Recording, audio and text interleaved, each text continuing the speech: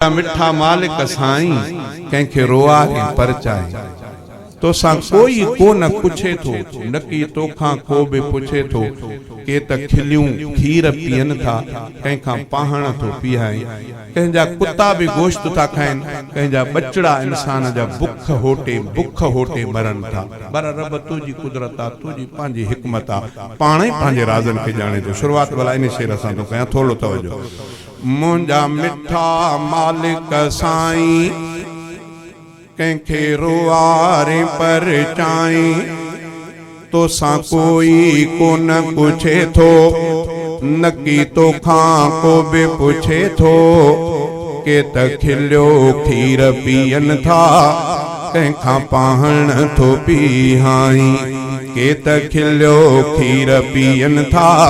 कंखा पाहण थो पीहाई मुंजा मिठा मालिक साईं कंखे रोआरे परचाई तो सा कोई को न पुछे थो नकी तो खां को भी पुछे थो के त खिलियो खीर पियन था कंखा पाहण थो पीहाई कॾहिं तख्त जा के वाली वया बण जी दर दर स्वाली तोखे आई रब जलाली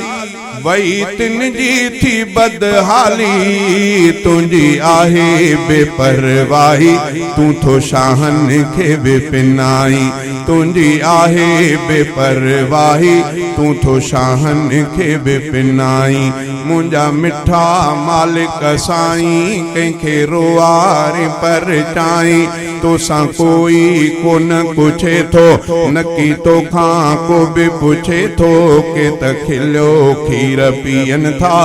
कंखा पाहण थो पीहाई कोई एडो गरीब थिए थो जो पेट न पाले सघे थो कोई एडो गरीब थिए थो जो पेट न पाले सघे थो को बुख ते वेला वेहे थो को गोश्त पुतन के बेदे थो के मरी व्या कमाए कमाए कंखे वेठे थो खाराई के मरी व्या कमाए कमाए कंखे वेठे थो खाराई मुंजा मिठा मालिक साईं कंखे रोआरे परचाई तो सा कोई को न पुछे थो नकी तो खां को भी पुछे थो के त खिलियो खीर पियन था कंखा पाहण थो पीहाई के त खिलियो खीर पियन था कंखा पाहण थो पीहाई तुंजा दुश्मन खाइन मुर्गियूं तुझे दोस्तन के सुकियूं मानियूं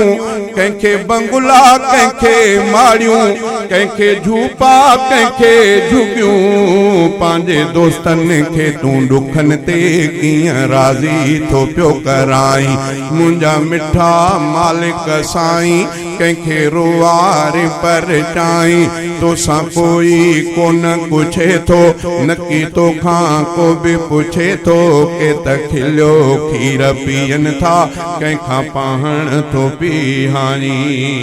आ उलरे हफीज जी ज़ारी तुझे दर ते हर हर बारी तुझी ज़ात आहे बाधारी कर मुँह ते पंहिंजी सतारी मुझे ऐबन के तू मेटे छल पंहिंजो पाण पसाई मुंजा मिठा मालिक साईं कंखे रोआरे परचाई तो सा कोई को न पुछे थो नकी तो खां को भी पुछे थो के त खिलियो खीर पियन था कंखा पाहण थो पीहाई।